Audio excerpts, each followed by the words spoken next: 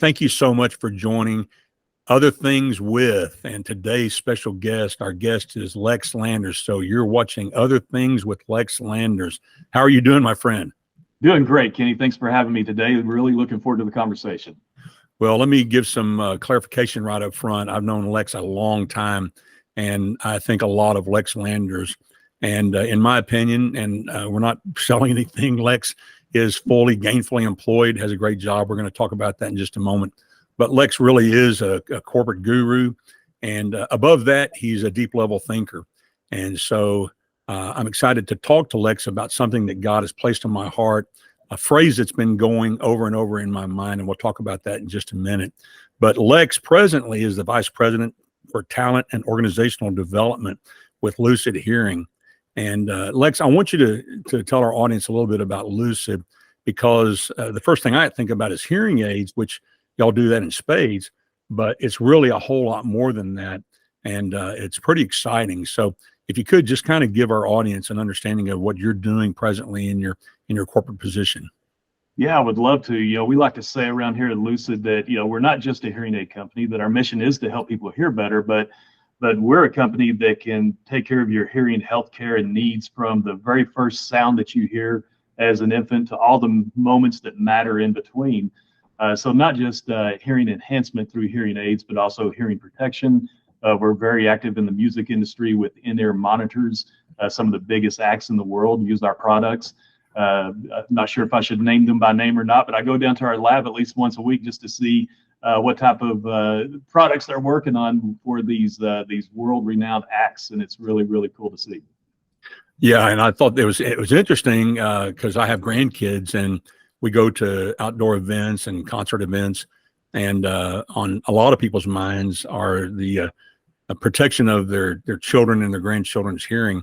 And so Lex's company makes, I guess we call them earplugs, or what would you say they are? Yeah, there's a multitude of different ways to protect your hearing. There's the more traditional, plugs, a little bit more fancy than just the foam in the ears that you would buy at Home Depot or a big box retailer. But also what we call the hear muffs is what we specialize in for children that go to concerts or even, like I say, a NASCAR event or a very loud sporting event, all the way to custom hearing, which it does some of the coolest things.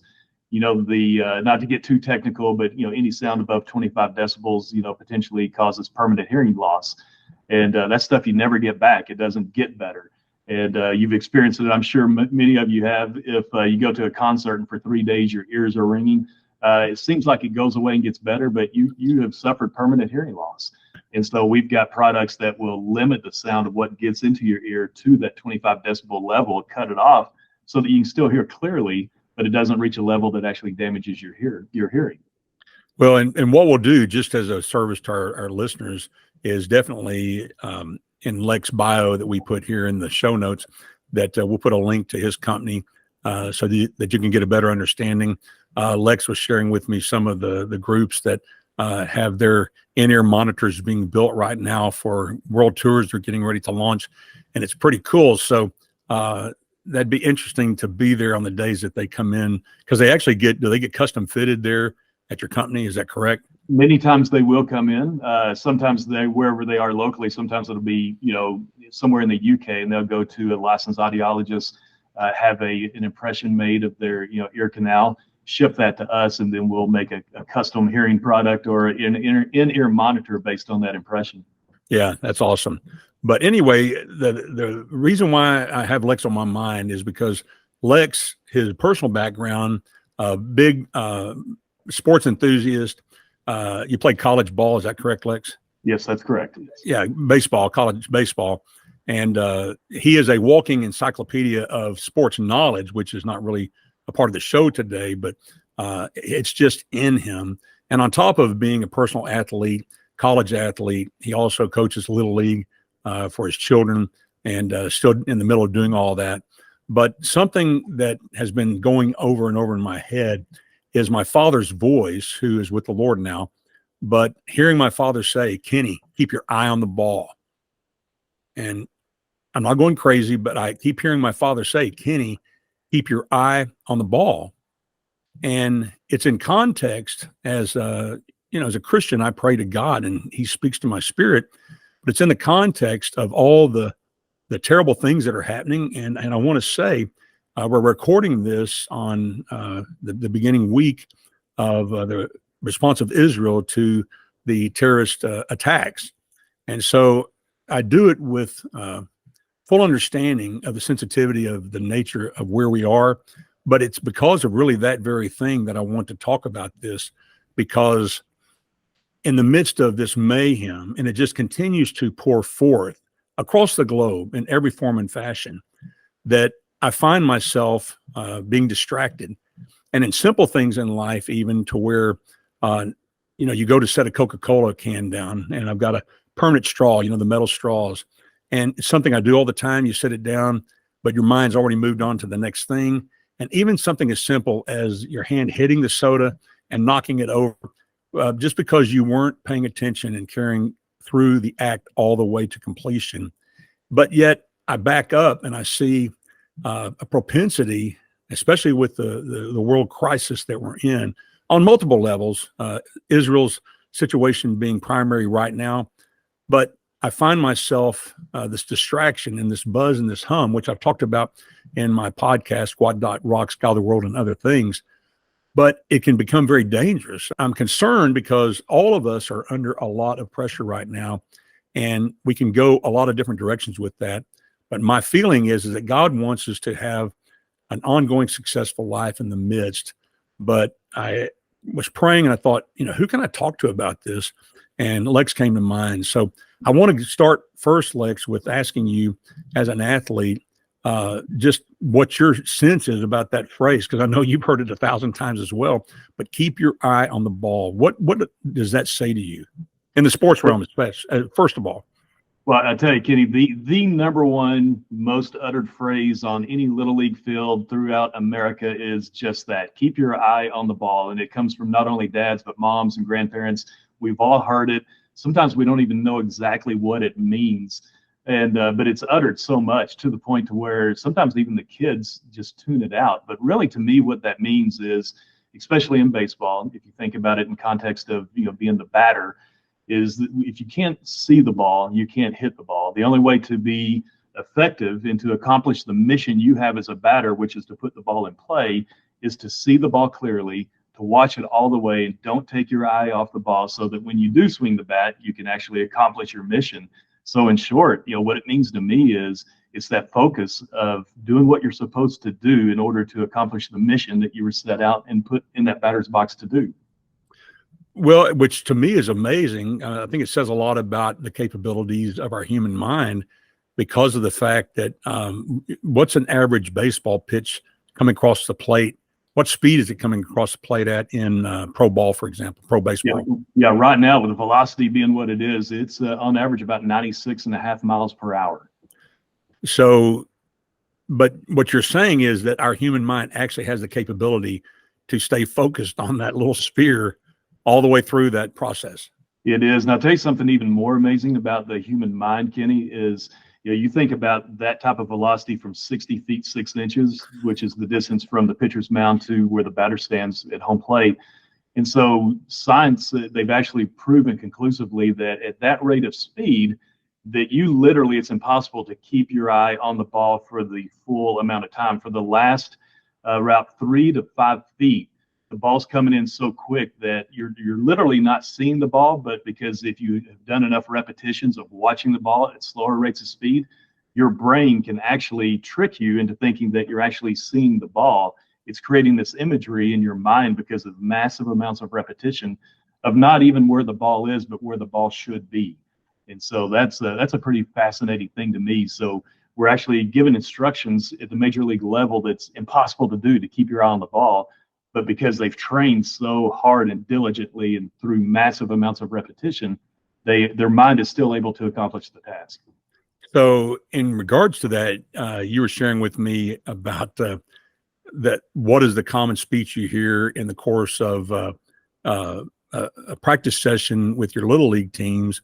And I thought it was applicable to what we're talking about, as far as what are the focuses that you have on any given evening in practice. It's 100% about the basic fundamentals of the game, which keeping your eye on the ball for a batter it doesn't get more fundamental, more core than that. The kids, and for context, Little League is a wide variety of ages from 4 to 16. I focus more on what they call the traditional magical season for a Little League player, and that's their 12-year-old season. That's what you see on ESPN for the Little League World Series. But even at that level, these are kids that have been playing for 8 years of their lives. 8 of their 12 years they've been playing baseball, and they very quickly get bored at doing the fundamental things of being great as a baseball player. And they beg me ever practice. Coach, can we have a home run derby? Can we practice making diving catches? Can we practice robbing home runs up against the outfield fence? And my answer every time is no. What we're going to do are the same things you've done at every practice since you were 4 years old. We're going to practice ground balls. We're going to practice our footwork. We're going to practice keeping our eye on the ball as a batter so that we can be in a position to do great things. I'll share a story with you, Kenny, and I'm kind of kicking myself for not following up with this, but last week we had some rain here in the Dallas-Fort Worth area, and so at lunchtime I went to our baseball field facility to try to figure out if we're going to be able to even play that day. And so I pull into the parking lot. It's a big parking lot. I'm the only car in the parking lot except for one other car, and it's way in the back corner of the parking lot.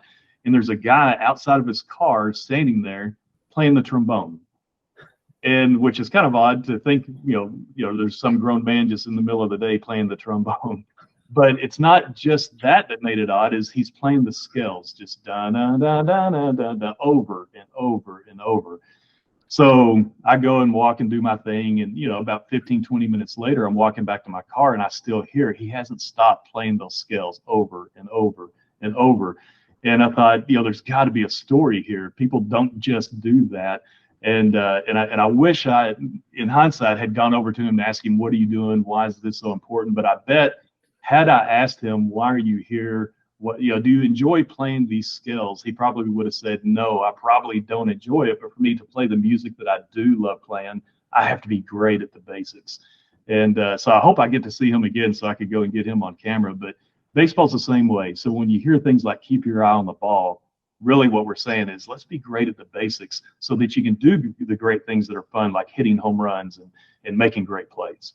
Now, to apply that in real life, other than sports, you are, and I testify to this, folks, because I've known Lex a long time. I've seen the work of his hands in the corporate world, and he has a gift that's beyond what a lot of people possess, especially in the area of training, equipping, teaching. And so I'm curious, how do you see this playing out? Not like this role for you at Lucid is a relatively new position, is it not? How long have you been with Lucid? It's well, now it's 4 years now, believe it or not. It's been a very quick 4 years. So with my previous company for 21 years, so that's why it probably seems like it was a pretty recent transition.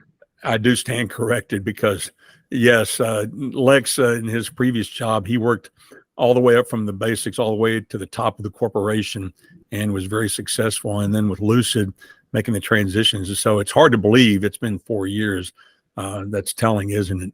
But how do you see this applying? And as a trainer, as a teacher, as an organizational developer, how does this apply in your everyday work? I mean, with the task that you have at hand.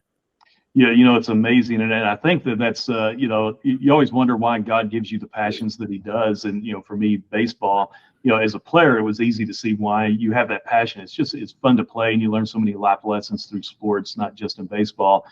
But that passion and that love for the game has never waned since, the game told me that I can no longer play it because, you get too old and too feeble.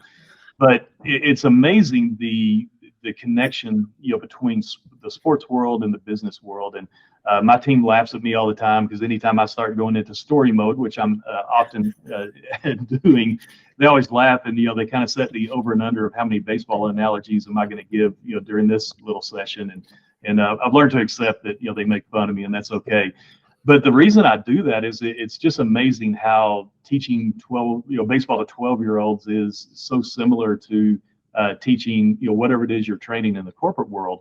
Yeah, and I think where the similarities, where they are in relation to those basic fundamental things is you never, or you should never stop trying to be great at the basics and fundamentals of whatever it is you're doing. For us, fitting hearing aids and dispensing hearing aids, it's a life-changing thing. It's something that literally I've seen it with my own eyes. People whose lives have been transformed because now they're hearing for the first time clearly, or maybe for the first time in a long time, and it's very emotional to them, and it gets very emotional for us as well. It's such a rewarding career field. But just like with those 12-year-old baseball players, people always ask, can you build training to show us, these advanced closing techniques, these advanced testing techniques, these next level things so that we can help more people hear better? And we just laugh and say, no, we're not going to do that. It's just the basic fundamental things that we're going to practice every single day to be great at. And if you're great at those, then you're going to be able to accomplish your mission of helping more people hear better, changing more lives. It's just remarkable how similar it is to keeping your eye on the ball. In the business world, keeping your eye on the ball is simply about what is the mission of your company and how are you going to live that out every single day. And that's what keeping your eye on the ball in the corporate world is. Don't lose sight of why you're even here, and that's helping people. What kind of challenges do you face in trying to drive that simple, I call it simple, complex message home?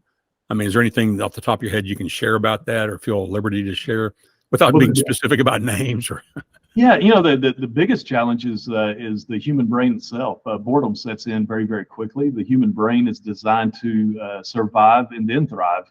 And once it gets to that survival point, some people talk about Maslow's hierarchy of needs. And once those basic core fundamental needs are met, the brain and the mind always goes to what's next, as far as meeting those needs. And so it's kind of the same thing.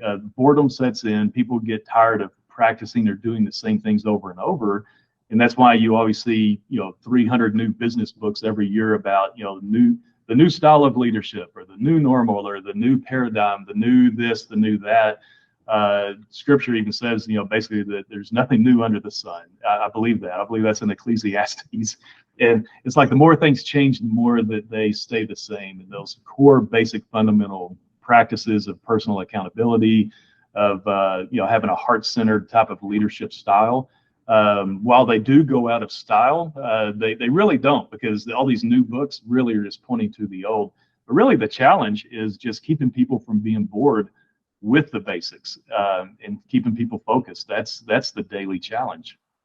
so, combined with what's going on in my head right now regarding what I've been hearing about keeping my eye on the ball, I think absolutely, as an individual, and I think as a people, that the external stresses, which are great, coupled with a sense of maybe loss of hope about the future, can, I think, move into some sort of an intellectual boredom, or maybe a retraction, to where they pull away from reality, or they pull away from what is, and a lot of things begin to happen that are adverse.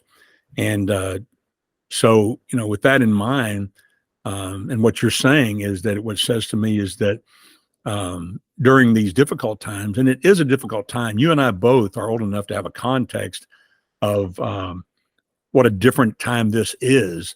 And actually, you're younger than me, but we both were brought up in a time, really a relative peace, so to speak. I mean, we've been in constant war as a nation since World War I guess, or World War II. But I'm saying in context, relative peace. I came to 18 right after they, like literally 6 months after they stopped the draft for Vietnam, and I missed the enlistment right after. I was like 6 months older than what you had to be to register for the new program. So we've enjoyed a really sweet time, so to speak. I mean, I know that there's been a lot of conflict and heartache, but I'm saying, but today is like no other day. And it has a lot of people asking questions that, is this the end of days? Is this the apocalypse? Are we entering into the 7 years of tribulation the Christian Bible speaks about? But yet, just example, last night, we have grandkid duty because my both my sons are in California right now, staying at the beachside bungalow of my oldest son's in-laws. They have a home there and a home here in Spring Hill, Tennessee. And so they came here up through Christmas. So they were kind enough to give their home over to their son-in-law and his brother, my other son. And so they're there. So we have the grandkids.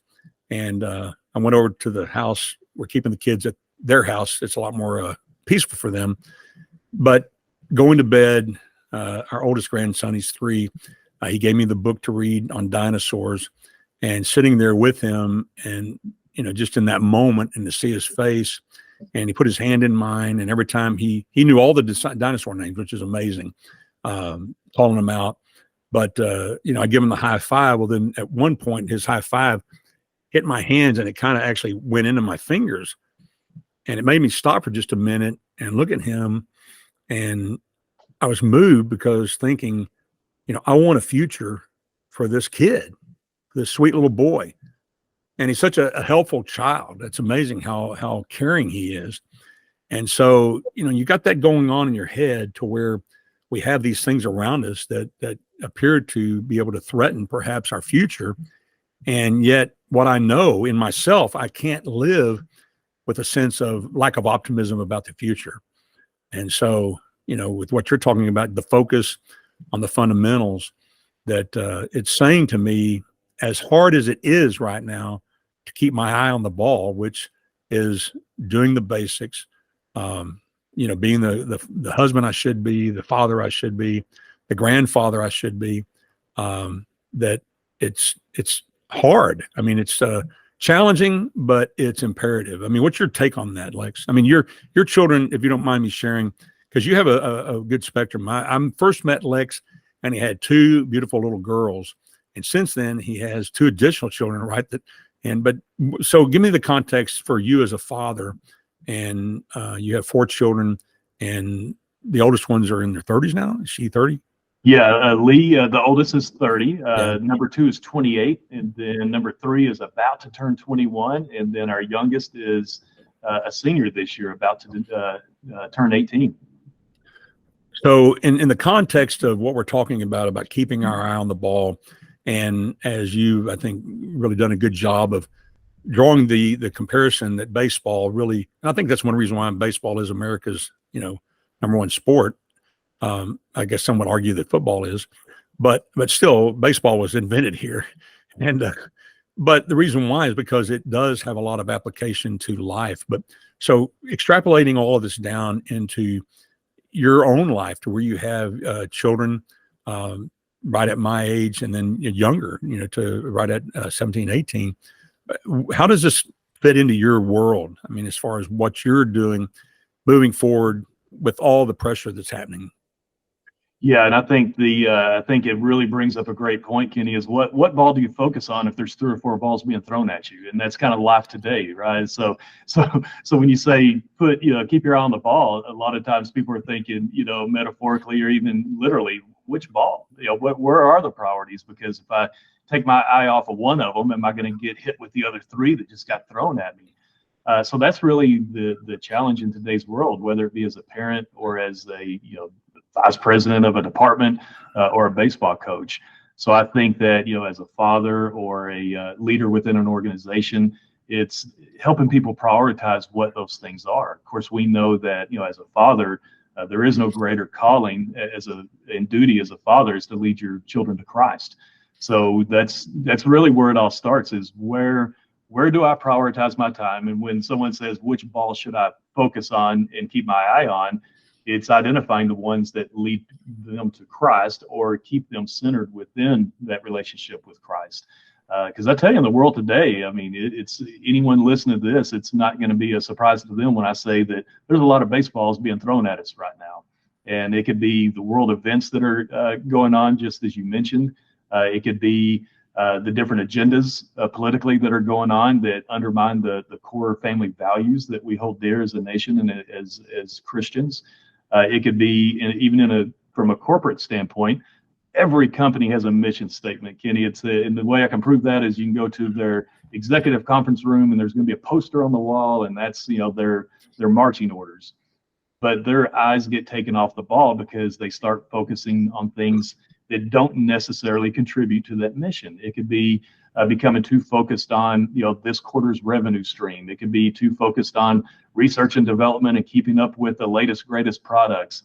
But specifically to your question, as a parent, as someone trying to lead a family, it's all about making sure that you're helping people prioritize what matters most. Is what I like to call matters of consequence. What's going to help us accomplish that mission? First of all, make sure you know what your mission is, whether it's as a father or as a department lead, and then get rid of the rubble. And if there's too many baseballs being thrown at you, remove those people from the field and allow there to just be one pitcher throwing baseballs. Wow. That was a breakthrough moment for me right there, Lex, because you've given me the pivot point about what I sense is going on, that there isn't just one ball being thrown at me to hit, or it's like trying to go out and practice golf, and you've got all these incoming golf balls from the ball, the machine that's cleaning up the stuff from the field. And so what a great point, and a challenge for us to really stop. And I tell you, folks, this requires that we as individuals set aside personal time to unplug, to remove ourselves from interaction with other people, to seek a place of solitude, a place of peace, like physiologically peace, to where you don't have a lot of external distractions, and to sit back and to reevaluate that what are the important things in your life. And something that I'm telling everyone who is a Christian, we need to be talking about where people are headed with eternity. And the Bible makes it clear that God has written eternity on our hearts. I've done a lot of funerals in my life as a minister of the gospel. And at every funeral, at the graveside service, I always talk about the fact that every person standing there, and I always get everyone head nodding because they're all looking at me because I'm speaking, standing at the head of the casket, is that every person here knows that you don't cease to exist once your body's put into the grave, that you know that you are much more valuable than that, and that you go on forever. And so I think there's a time to where we've got to be overt in our testimony and our speech to people about where they're headed and what is their focus. Because I can tell you this much, they're absolutely thinking about it, especially right now, because they're putting their head on their pillow at night and they're wondering what is going to happen to me. It comes down to me, doesn't it? I mean, if we don't know where we're headed, then how can we help anybody else get there? One of my favorite baseball caps that I saw in one of these gift shops in Arkansas, which would, kind of stand to reason, but is that which way did they go? How many of them were there? I must find them. I'm their leader. And so we can't lead people where we don't even know where we're going. And so I think that's excellent. But also, as you said, Lex, to take time and probably take out a sheet of paper and to write down what are all of the baseballs being thrown at me right now that I'm expected to hit. And as Lex said, some of them need to be removed from the field, remove the players from the field that are creating the distraction. Because as much as we would like to think we can handle multitasking, it's a proven fact that the human brain can't, that we have to stay focused on the task at hand. So I encourage you, those of you who are watching this program, to take some time to reevaluate your life and what are you giving attention to. And we know that these are tough times, but at the same time, as I share with people that are asking me, do you think this is the end of days? That here's the point. In the sense of how we live today, it's irrelevant whether this is the end of days or not, because we are human beings. God has placed each of us here with giftedness and a purpose for being, and he expects for us to carry that out. And so sometimes it's just, the song, one foot in front of the other, soon you'll be walking out the door. That at times, and really based on what Lex is sharing with us, that it never really goes beyond that, in the sense of how do we move forward in life, is to keep our eye on the ball, keep our eyes focused on the path, The Bible says, it just comes to mind that, your word is a lamp unto my feet and a light unto my path. So, in anything else that you want to share, Lex, that God is saying to you? And folks, I want to point something out, as I just say, as God shared it to you. This program, not every person that we host on here is going to be someone who is a professing Christian. Okay. My overarching mission of this YouTube channel, other things with, is a video program that encourages and inspires. And I think that every human being has something in their life that can be that for us, that we can glean from them, a message of hope to do things and to advance forward, to keep being human, to keep being successful, to keep being diligent in what we have been put on the planet to do. But at the same time, I want to point out that there are a lot of people like Lex Landers who are very successful in the corporate world, and he's very overt about his faith, and he's been that as long as I've known him. So that's why I say that is we need to remember that there are a lot of people out there who believe. And so, Lex, anything in closing that you want to share as we kind of tie all this up? I'll let you take the last word. Thanks, Kenny. Yeah, it's amazing that you mentioned that bit of scripture about a lamp unto the feet and a light unto the path. That's exactly what I was thinking about. Is if only there were this blueprint or this map, to help us focus. And the great news is there is. I think about as a kid going to Six Flags. I lived close to Six Flags, and then taking my kids. Anytime you were trying to find a ride, you'd go up to the map that was posted. The first thing you look for is that little mark that says you are here.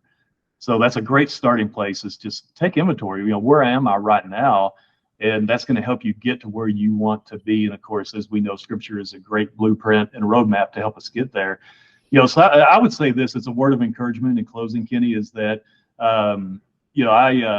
I practice probably more than most Little League coaches do, and I try to make it fun. It's not about winning. It's about life lessons and, the development of the players, both as baseball players, but also as young men and women, is that, failure is going to come. And you could have the best advice in the world, keep your eye on the ball, yet they keep swinging and missing and striking out and not having the success, and discouragement settles in very quickly to the point of people just wanting to give up. And so my message to my little league baseball players is that striking out is not failure at all. What it is it's learning. As long as what you learned from it, you can glean from it, and you can get a different result next time. Always encourage my players to think, when success doesn't come, what can I do differently? What can I do to have a different result next time? And so that's my encouragement to anyone listening to this as well. Failure is going to come, but don't look at it as failure. You didn't fail, you learned. And take it to God, allow him to do with it what he will. And what you're going to find is that the growth, the biggest amount of growth that you have, whether it's in your baseball career, whether it's in your professional life, or with your walk with God, it's those struggles and times that seem like failure where there's the most growth that takes place. So stay encouraged, keep your eye on the ball, and when there's too many baseballs coming at you, find a way to get those baseballs out of the picture. All right. Well, with that, my friend, we bid you peace.